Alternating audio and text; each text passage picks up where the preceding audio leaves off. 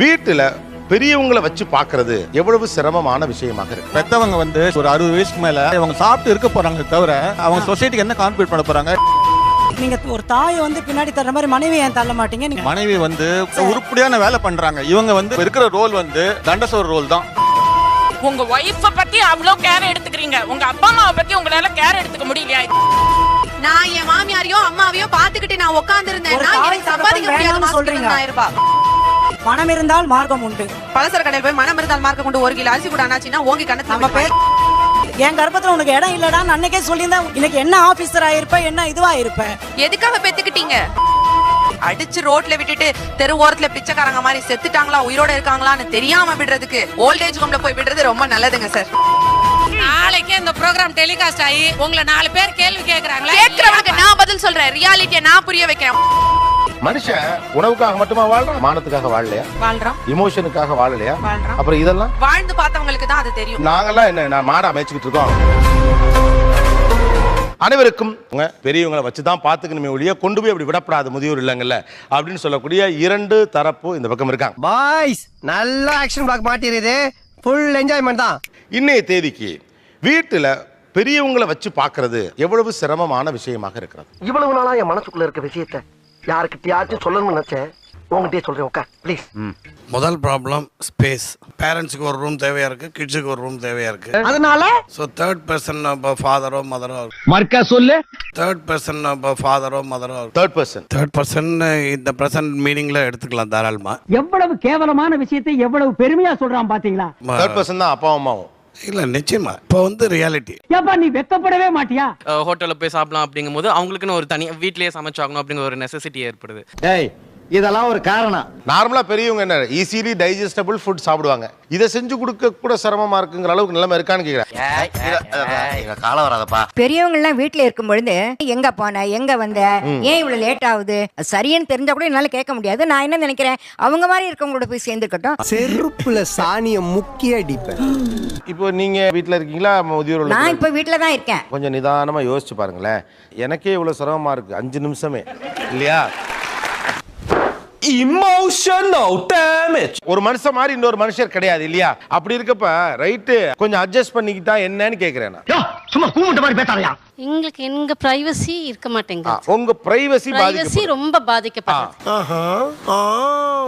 ஒரு ஃபங்க்ஷனுக்கு போறோம்னு வச்சுக்கோங்களேன், வீட்டில் அம்மா அப்பா இருக்காங்க, போக முடியாது வர முடியாதுங்கிற மாதிரி. அது மெடிக்கல் ப்ராப்ளம்லாம் வந்துருச்சுன்னு வச்சுக்கோங்களேன், அந்த வீட்டுக்குள்ளேயே ஒரு ஸ்மெல் வருது. எவ்வளவு கேவலமான பிறவிங்க இல்ல நம்ம. கேர்ள்ஸ் நல்லா குவாலிஃபை ஆறாங்க. வீட்டுல அப்பா அம்மா இருந்தாங்கன்னா they cannot pursue their career. அப்படியே அறுத்து தள்ளிட்டாலும் என் வைஃப் வெளியில கான்ட்ரிபியூட் பண்றது நிறைய பண்ணலாம். இவங்க வந்து லாங் லைஃப் இருக்காங்க. Long term they won't yield anything.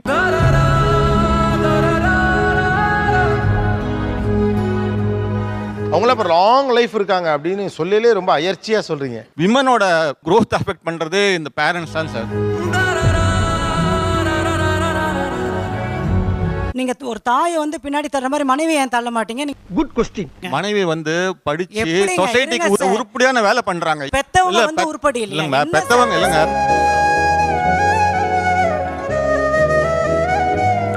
பெத்தவங்க வந்து ஒரு 60 வயசுக்கு மேல அவங்க சாப்பிட்டு இருக்க போறாங்க தவிர அவங்க சொசைட்டிக்கு என்ன கான்ட்ரிபியூட் பண்ண போறாங்க?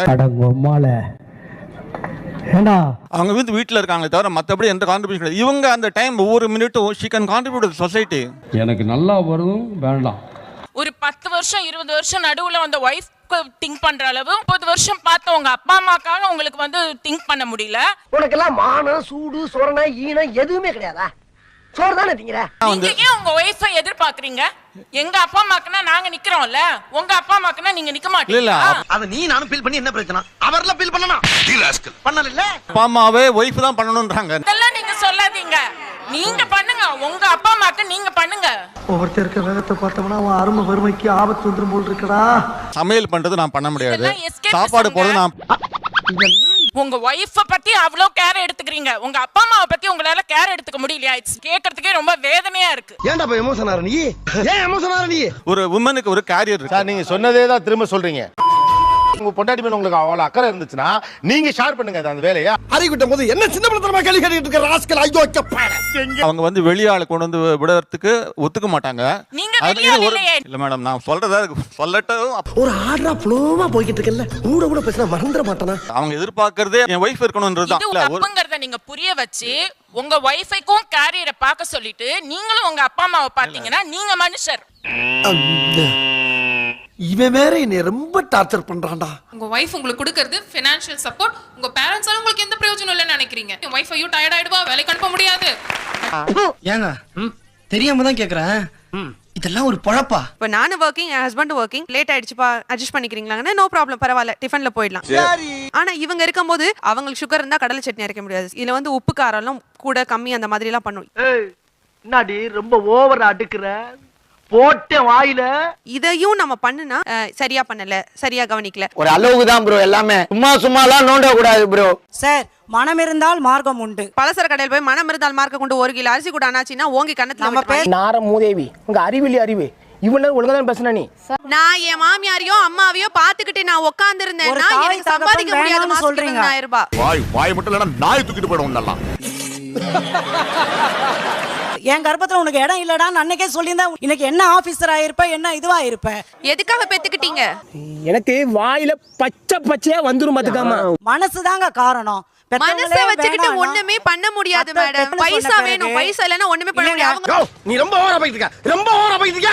என் பொறுமைக்கு ஒரு அளவு இருக்கு. ஆசிரமத்துல விடணும்னு அவசியம் கிடையாது மேடம். தப்பா புரிஞ்சுக்கிட்டீங்க. ஆசிரமம் கிடையாது அது. அத நாங்களும் மாசம் காசு கட்டி தான் பாத்துக்க வைக்கிறோம். சும்மா போய் தெருவுல விடுறோம்னு கிடையாது. இல்லை இல்லை, நீ என்ன விளக்கம் சொன்னாலும் அதை ஏற்றுக்கொள்ள என் மனம் மறுக்கின்றது. உதைப்பதற்குள் ஓடிவிடு. ஒரு சாதம் ஒரு குழம்பு வச்சா எனக்கும் எங்க வீட்டுக்காரரும் எதை கட்டின பாவத்துக்கு வந்தாலும் கம்முன்னு போயிடுவாரு.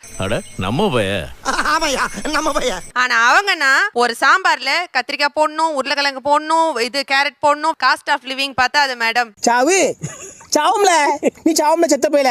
3 மாசம் என் மாமியாருக்கு என் கூட இருந்தாங்க. சத்தியமா நம்ப மாட்டீங்க, என் ப்ரொவிஷன் 7500 ரூபாய். என் மாமியார் போன அடுத்த மாசமே அதே 1800 ரூபாய்க்கு தான் வாங்கினேன். ஏன் திமுங்களா எப்படி? அதான் முதல்ல நானும் யோசிக்கிறேன், ஆனா எதுவும் வரமாட்டேன். 7500 ஆச்சு ப்ரொவிஷன் சொல்லிட்டு அவங்களுக்காக என்ன வாங்கிக்கிட்டாங்கன்னு சொல்ல முடியுமா? அப்படி கேளுங்க. இப்ப கேட்டீங்களே நியாயமான கேள்வி. காலையில எழுந்தனே அவங்களுக்கு ரஸ்க் வேணும். 9 ஆமா ஆமா 20 ரூபீஸ் இல்ல 46 ரூபீஸ். சரி 40 பீசஸ் இருக்கும். அந்த 3 நாள்ல சாப்பிட்டு தீத்துருவாங்க.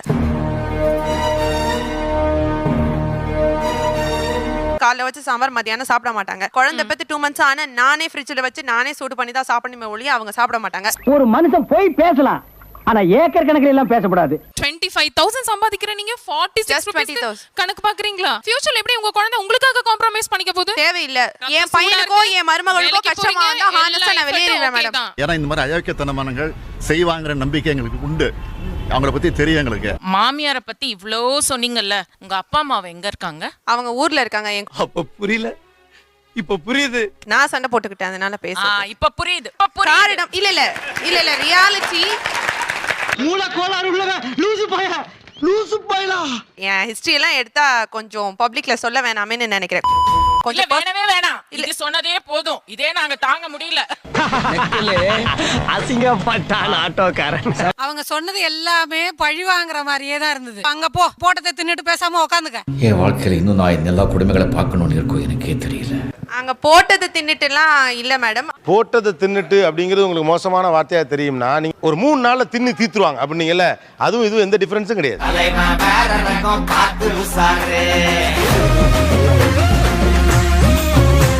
இப்படி சொந்த நம்பிக்கையிலே காலம் ஓடிடும் நினைக்காதீங்க. ஐ வார்ன் யூ.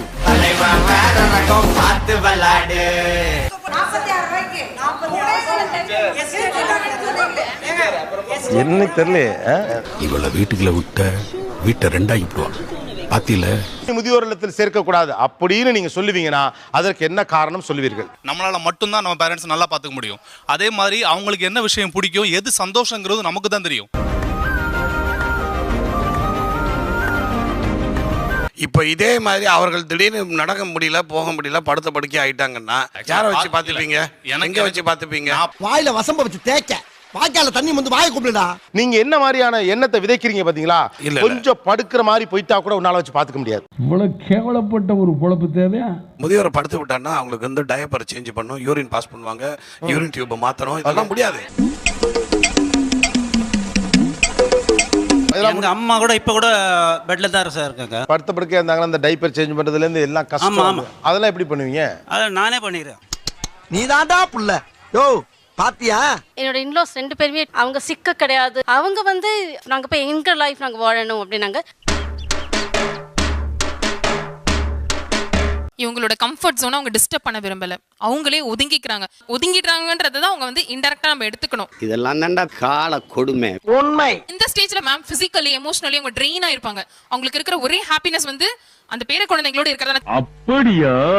அப்படிச்சா நாங்க கொண்டு விட்டோம். எனக்கு ஃபோர்ஸ் எந்த சண்டையும் கிடையாது. இதெல்லாம் நம்புற மாதிரி அங்க இருக்குது. இன்னொன்னுதான் புரியல. 3 பெட்ரூம் ஃபிளாட் நல்லா பாத்துக்கிற மாட்டு அப்படி இருக்கப்ப ஏன் அவங்க ஒரு ஓல்டேஜ் ஹோமுக்கு போகணும்னு நினைக்கிறாங்க? எனக்கு ஆன்சர் இல்ல. ஏய் உன்னை தெரியும்டா எனக்கு. இதெல்லாம் நம்ம கிட்ட வேண்டாம் மகனே. தெரியல சார், எனக்கு இந்த கேள்விக்கு பதில் இதுக்கு பதில் தெரியாம உங்களுக்கு இருக்குமாங்கிறது எனக்கு தெரியல. மேபி நிறைய ஆர்குமெண்ட்ஸ் நடந்திருக்கும். யார் வீட்ல? எங்க வீட்லயே தான். அப்ப எந்த பிரச்சனையும் இல்லாம அவங்க ஓல்டேஜ் ஹோம் போனாங்க நீங்க எப்படி சொல்றீங்க? என்ன பங்கு மாட்டிக்கிட்ட பங்கு. முன்னாடி இருந்ததுல முதியவர்களுக்கு வந்து ஒரு போற்றக்கூடிய பொசிஷன்ல இருந்தாங்க. இப்ப இருக்கிற ரோல் வந்து தண்டசோர் ரோல் தான். என்னடா சொன்னா எலி குஞ்சு பயல. டேய் இப்ப இவர் என்ன ரோல் பண்ணின்னு இருக்கிறாரு? ஃபேமிலில நீங்க என்ன ரோல் சார்? கதாநாயகனா? நக்கல்யா அவனுக்கு. காசு பணம் இல்லாதவனே கஷ்டத்தை தாங்கிட்டு பெரியவங்களை வச்சு பாத்துக்கிறப்ப காசு பணம் இருக்கிற நீங்க வச்சு பாத்துக்கிட்டா என்ன? எனக்கு நிறைய வேலை இருக்கு, நான் ரொம்ப பிஸி. பெத்த தாயை வச்சு முதல்ல பாத்துக்க மாட்டேங்கிறான். இவெல்லாம் என்ன மனுஷன்னு காரி துப்பிட்டு போயிடுவாங்க sir. I am running for my bread அப்படிங்கும்போது அவங்கள வச்சுக்கிட்டு இருக்குமா எனக்கு எல்லா விதத்துலயும் கஷ்டம். சொசைட்டியை யோசிக்கிற அளவுக்கு தான் யோசிக்கணும். எல்லாத்துலயும் கொண்டு உள்ள நான் போட்டுட்டு இருக்க முடியாது. இந்த மாதிரி எல்லாம் பேச சொல்லி யாரா சொல்லி கொடுக்குறா? என் மூளைனே அடிச்சு ரோட்ல விட்டுட்டு தெரு ஓரத்துல பிச்சைக்காரங்க மாதிரி செத்துட்டாங்களா உயிரோட இருக்காங்களான்னு தெரியாம விடுறதுக்கு ஓல்டேஜ் ஹோம்ல போய் விடுறது ரொம்ப நல்லதுங்க சார். நானும் பாத்துக்கிட்டே இருக்கேன். வாய்க்கு வந்ததெல்லாம் பேசுற. பேசணுங்கிறதுக்காக ஈஸியா பேசுறீங்க. சத்தியமா இல்லங்க, மனசால சொல்றேங்க. நடிக்காத. நீங்க போய் ஒரு கல்யாண வீட்ல நின்னு பாருங்க, அப்போ தெரியும் உங்களுக்கு அந்த கோவம் என்னன்னு. ஏன்னா என்ன மாதிரி ஒருத்தர் தான கல்யாண வீட்டுக்கு வந்திருப்பாங்க. ஓவரா பேசிட்டு இருக்கீங்க. உங்கள மாதிரி 4 பேர் தான் இப்படி வரண்டாவாத பேசிட்டே இருப்பாங்க. ரியாலிட்டியை புரிஞ்சுக்கிறவங்க யாருமே இறங்கி ஏதாவது செய்யலாமான்ற அளவுக்கு கோவம் வருது எனக்கு. அந்த அளவுக்கு கோவம் வருது. எத்தனை பேர் ரோட்ல கிடக்குறாங்கன்னு உங்களுக்கு தெரியுமா? அதுக்கு நிம்மதியா 3000 ரூபாய் கட்டி நீ போமா அங்கே இருமா சொல்றது எவ்வளவோ வரவேற்க.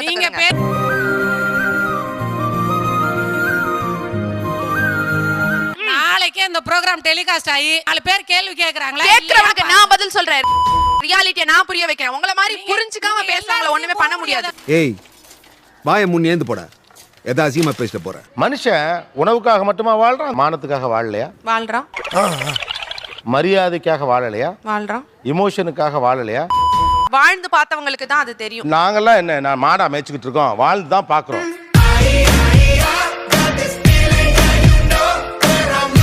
ஒரு அம்மா 4 புள்ள 5 புள்ள இருக்கு, நான் உயிரை கையில பிடிச்சு காப்பாத்தி அந்த 5 பிள்ளைகளை கரை சேர்த்து தான் சாவுறா. Thanks a lot. நிகழ்ச்சியில் கலந்து கொண்ட அனைவருக்கும் கோபிநாத் நெஞ்சார்ந்த நன்றிகள். மீண்டும் இன்னொரு சந்தர்ப்பத்தில் பேசலாம். நன்றி, வணக்கம்.